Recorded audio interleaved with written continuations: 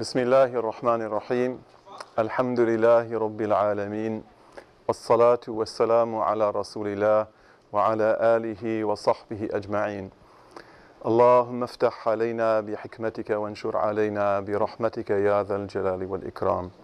This is the first class in the series Famous Women. The Nawawi Foundation presented a class by this name 3 years ago. This one is facelifted and modified and hopefully as good and hopefully better. Today we have an introduction to the topic, and the points that you see on the mind map are the takeaway that I'd like you to focus on so that you remember that if you don't remember anything else. This is a mind map. Some of you are familiar with mind maps. It is a way of radiant thinking, like I don't have, but it helps me to try to get there. That's the little sun down there, you see. And I always start down in the bottom, like Al-Hajar al-Aswad, and then I go around. So we start down here and we finish over here. Hopefully we'll get through the whole course.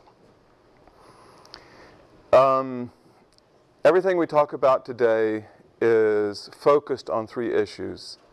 The first issue is that the question of gender is very important and very legitimate. That it is not a topic that concerns women and doesn't concern men.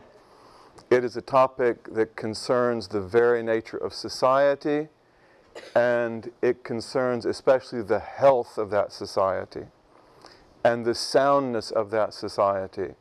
So this is an issue which is not just one of many issues that concerns us. This is an issue which is right at the center of our concerns. Secondly, I want to look at the legacy of women in Islamic society. That'll be our main point, to look at the way that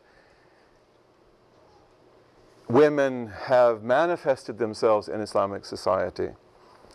The famous women, that's the main thing that we're going to talk about, although we'll talk about other things in the meantime. But today I want to look at some generalizations about the history of women in Islamic society, the fact that the status of women has never been uniform, their situation has never been monolithic. It changes from time to time. Sometimes it's better, sometimes it's worse. And then also we want to look at an early, if you will, feminist discourse. And that is the critique of an Islamic humanist whose name is Al-Jahid, who recognized the fact that there was a difference between the social space that women occupied in the prophetic period and the social space that they occupied in his, and that women's status had deteriorated. So this is a very interesting part of our legacy, and this is also part of our humanistic legacy. Islam affected the West in many ways, and the West, which was always the neighbor of the Muslim world, affected it in many ways. And we all know as Muslims about the legacy of the transmission of science and stained glass windows and different kinds of foods and coffee and tea and furniture and things like that. But one of the most important aspects of Western civilization in the Middle Ages was scholasticism. And maybe if you go back through the files in your mind real fast, you know, when you studied social studies and history, you remember scholasticism, the Middle Ages. The scholastic legacy led to the Renaissance. It's one of the intellectual developments in the West that led to the Renaissance, and the Muslims definitely affected scholasticism.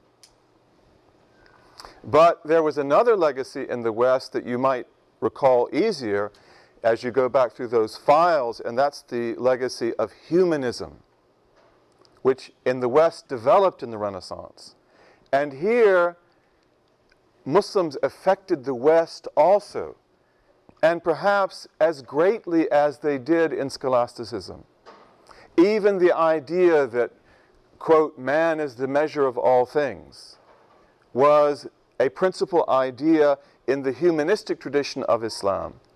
So Jahid, whom we look at today, he represents that humanistic legacy.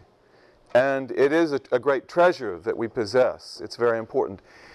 Then at the end, the third point that I would like you to get as a takeaway is to understand the way that the feminist discourse came to the Muslim world from the West in the colonial period.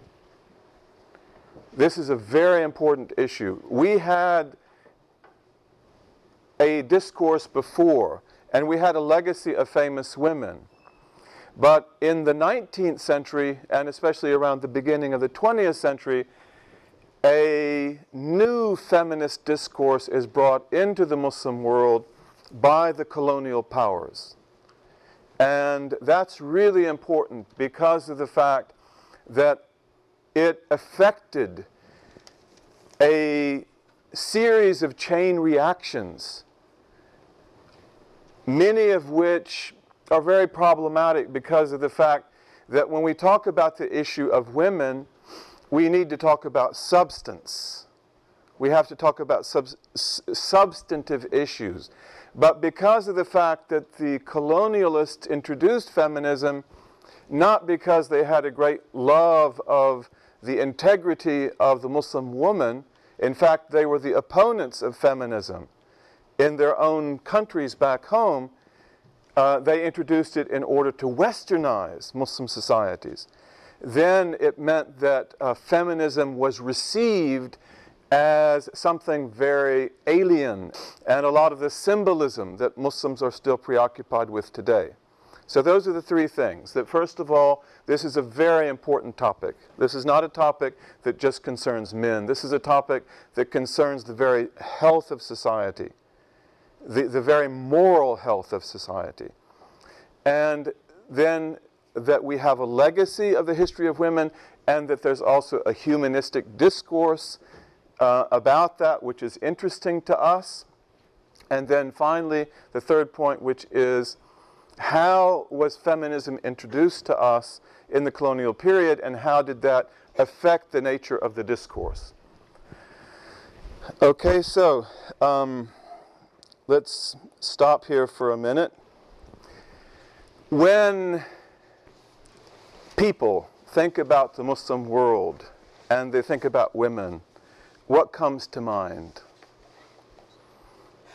Oppression, seclusion. Very good. And she just walked in the class like that. You know, oppression, seclusion. Probably seclusion is the main image that comes to mind. Oppression. Okay, what else? Dress, particular type of dress, the scarf or the veil, or maybe the total veiling of the woman. So there's a particular image of the woman, the invisible woman who you don't even know which way she's facing. She has a particular type of dress. Very good. The idea that women are uneducated, that they don't have knowledge. Any other things that come to mind? What about you when you think about the Muslim world? I mean, you've obviously got ideas. What comes to your mind when you think of women? Controlled by men. Controlled by men? And that's obviously what comes to your mind too, right? So there's the issue of control. I think also an acceptance of that. Okay.